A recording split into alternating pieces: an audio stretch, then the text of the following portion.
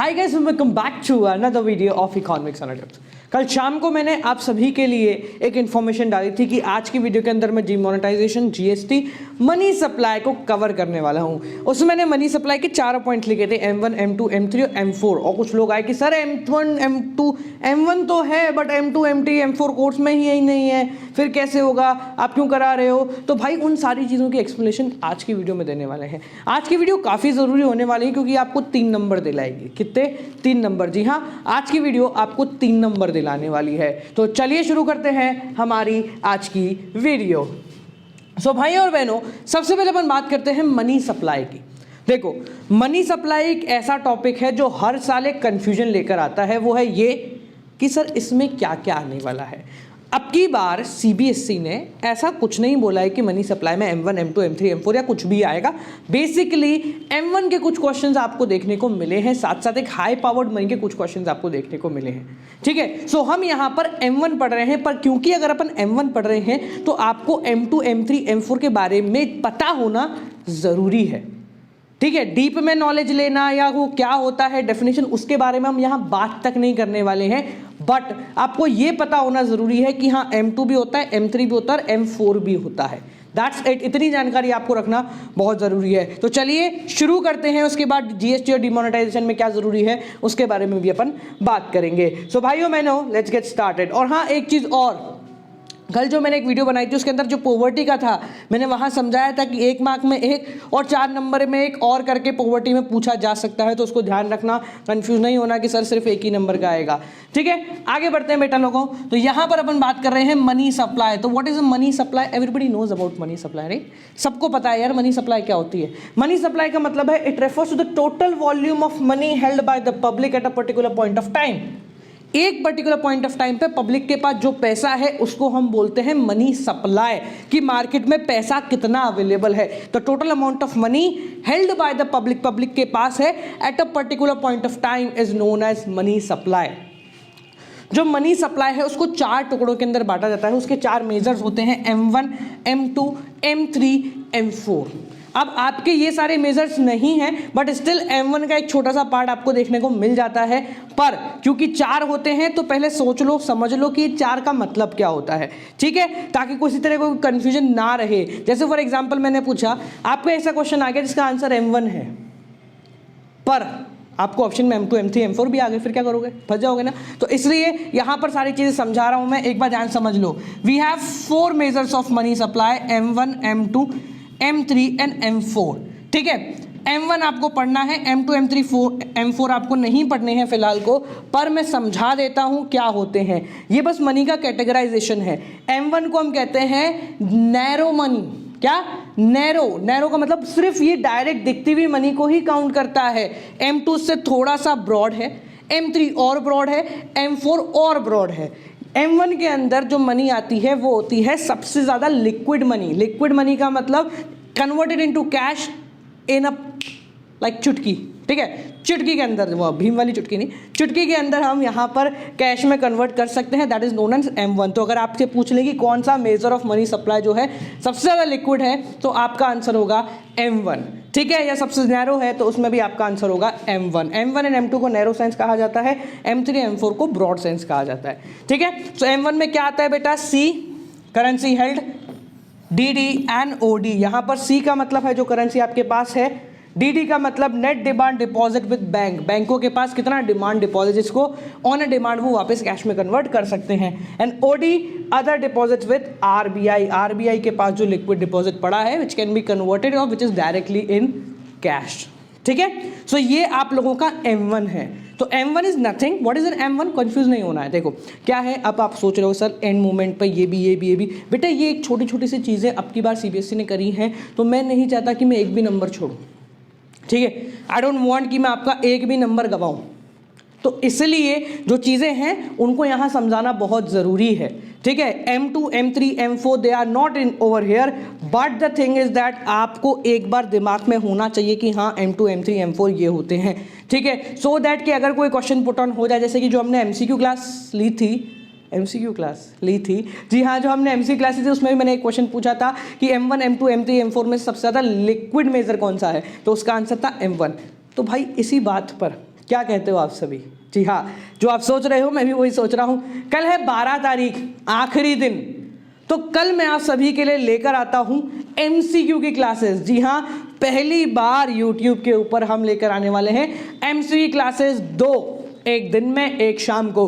दिन में होगा मैक्रो इकोनॉमिक्स कंप्लीट कोर्स, शाम को होगा इंडियन इकोनॉमिक डेवलपमेंट। आप सभी लाइव देखेंगे उसको जब उसका प्रीमियर होगा, और वहीं पे आंसर करेंगे। एक 25 to 30 मिनट्स की एक MCQ क्लास अपन लेंगे, जहां देखते हैं कि कौन सबसे ज़्यादा सही आंसर देता है। आप सभी को बाकी इन्फॉर्मेशन मिल जाएंगी on my Instagram and YouTube handle.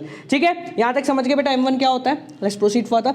इसके बाद M2 M3 M4 कुछ नहीं है काम के, बट फिर भी समझ लो ये दोनों जो होते हैं M1 M2 नैरो सेंस, क्योंकि डायरेक्ट कैश की बात करते हैं। M3 M4 में वो आ जाता है जिनको कैश में कन्वर्ट करना पड़ता है, जैसे लोन वगैरह आ गया तो उसको कैश में कन्वर्ट करना पड़ेगा। इसके साथ साथ कुछ सैम्पल पेपर्स में आपने हाई पावर्ड मनी का नाम सुना होगा। High powered money is nothing but reserve money, या टोटल पैसा जिसको हम कहते हैं। ठीक है, रिजर्व मनी कहते हैं इसको, मॉनेटरी बेस या बेस मनी भी कहा जाता है। ठीक है, ये जब आप बड़ी पढ़ाई करेंगे तब इसको डीप में पढ़ना है। बड़ी पढ़ाई का मतलब जैसे for example if you are preparing for NTA UGC net के लिए, अगर आप प्रिपेयर करोगे इकोनॉमिक्स में, अगर कभी मूड बन जाए तो हम अनअकैडमी में पढ़ाते हैं NTA UGC नेट के लिए। ठीक है, सो अगर आप बड़ी पढ़ाई करोगे तब इसको, बड़ी मतलब भारी पढ़ाई करोगे इकोनॉमिक्स में, तब आप इसको थोड़ा डीप में पढ़ेंगे, बट अभी आपके लिए सिर्फ डेफिनेशन ही काफ़ी है। So high powered money is known as M0, जिसको हम रिजर्व मनी कहते हैं। करेंसी हेल्ड इन सर्कुलेशन, जितना पैसा सर्कुलेशन में है। बैंकर्स डिपॉजिट विद RBI के पास बैंकों का कितना पैसा है, आप सभी को पता है कि एक हिस्सा बैंकों को RBI में जमा कराना पड़ता है, वो। And other deposit with RBI, और बाकी जो लिक्विड डिपॉजिट RBI के पास पड़ा है that is known as M0, यानी कि हाई पावर्ड मनी। ठीक है, ये ज़्यादा बड़े टॉपिक नहीं है, ये बहुत छोटे हैं, पर हर एक नंबर आप सभी के लिए आवश्यक है, इसलिए हमने यहाँ पर प्रोवाइड कराया है। ठीक है, इसके बाद जो 2 टॉपिक आप लोगों के नए CBSE ने ऐड ऑन किए हैं वो है GST एंड डीमोनेटाइजेशन। लोग कंफ्यूज हैं कि सर GST और डीमोनेटाइजेशन आएगा भी या फिर नहीं आएगा। तो भाई देख, सिंपल सी बात, क्योंकि GST और डीमोनेटाइजेशन में ज़्यादा कुछ नहीं है, बेसिकली इनकी डेफिनेशन ही है, but it can be a chance कि इसका इंपैक्ट लेके किसी एक टॉपिक के साथ पूछ लिया जाए। 2 चीजें कह रहा हूं, either it will be asked in 1 mark question, और secondly it will be a sub point, और आपको एक कहते हैं केस स्टडी बनाकर, एक तरीके से कि एक तरीके केस स्टडी बनाकर GST के इंपैक्ट शो करते हुए, और जो कि आपके किसी इंडियन इकोनॉमी का ही या मैक्रो का ही कोई टॉपिक हो उसमें उस चीज़ को मर्ज ऑन कर दें, इस तरीके कुछ पूछ सकते हैं। ठीक है, बेसिक जानकारी आप सभी को यहाँ दे देता हूँ। आप सभी को पता होगा GST जो है हमारे भारत में कब आया था? 1 जुलाई 2017 को ये लागू हुआ था। बस तारीखें हैं जो याद रखने ना। GST आने से आपके जितने भी इनडायरेक्ट टैक्स है वो बहुत सारे टैक्सेस बंद हो गए, भले आप वैट की बात करो, सेल्स टैक्स की बात करो, एंटरटेनमेंट टैक्स लो, लग्जरी टैक्स लो, या फिर ऑक्ट्राई टैक्स लो, या कोई सा भी लो, तो जितने भी मेजॉरिटी जो भी आपके इनडायरेक्ट टैक्स थे वो सारे के सारे इनडायरेक्ट टैक्स इस एक GST के अंदर आ गए थे। डायरेक्ट टैक्स के अंदर कोई भी चेंज नहीं आया था, वो एज इट इज था। तो GST as a indirect tax, make sure about it. ठीक है, इसको हम एक चीज़ याद रखना, GST का जो कॉन्सेप्ट है आपको ज़्यादा उसके अंदर डीप में नहीं जाना है, बेसिक सी जानकारी आपको रखनी है कि यहाँ लागू हुआ था। ठीक है, जो टैक्सेस के अंदर मर्ज हो गए उनका नाम मैंने बता दिया है, और GST जो होता है वो बस इतना ही है आपके काम का। ठीक है, इसके अंदर कुछ चीज़ें और आती हैं जैसे IGST CGST, वो आप लोगों के ज़्यादा काम की नहीं है। ठीक है, बेसिक जानकारी है, वो छोटी मोटी चीज़ें आपको पता है, बस इसके अलावा GST में कुछ नहीं है। ठीक है, तो कंफ्यूज नहीं होना है कि सर GST कितना सारा है क्या नहीं है, इतना कुछ नहीं आएगा, बेसिक सी जानकारी आएगी। रही बात डीमोनेटाइजेशन की, सो कॉन्सेप्ट ऑफ डीमोनेटाइजेशन, इसका बहुत ज़्यादा हमारे को इंट्यूशन चल रहा है कि ये डीमोनेटाइजेशन आपको पूछने के चांसेस बन जाते हैं एक्सेस डिमांड और सप्लाई के साथ। Probably it could be asked. ठीक है, ज़्यादा कुछ नहीं, probably it could be asked. So demonetization कब हुआ था आप सभी को पता है, कब हुआ था ये मुझे बताने की जरूरत नहीं है।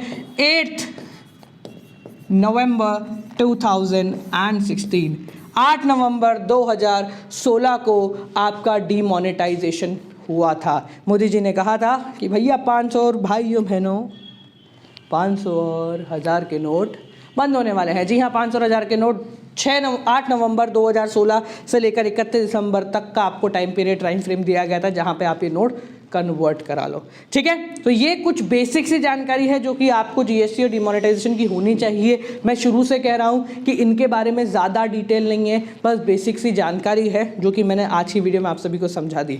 M1 आप लोगों के है तो उसको थोड़ा सा देख लेना, क्योंकि दो MCQ जो है आपके मनी से बनने के चांसेस हैं। तो उसमें से हो सकता है कि एक आपका मनी सप्लाई का, या फिर एक हो सकता है कोई डेफिनेशन बेस्ड, जैसे कि मैंने अभी हाई पावर्ड मनी का आप सभी को बताया है। ठीक है, so it could be a chances कि इस तरह के कुछ क्वेश्चंस आपसे पूछे जाएं।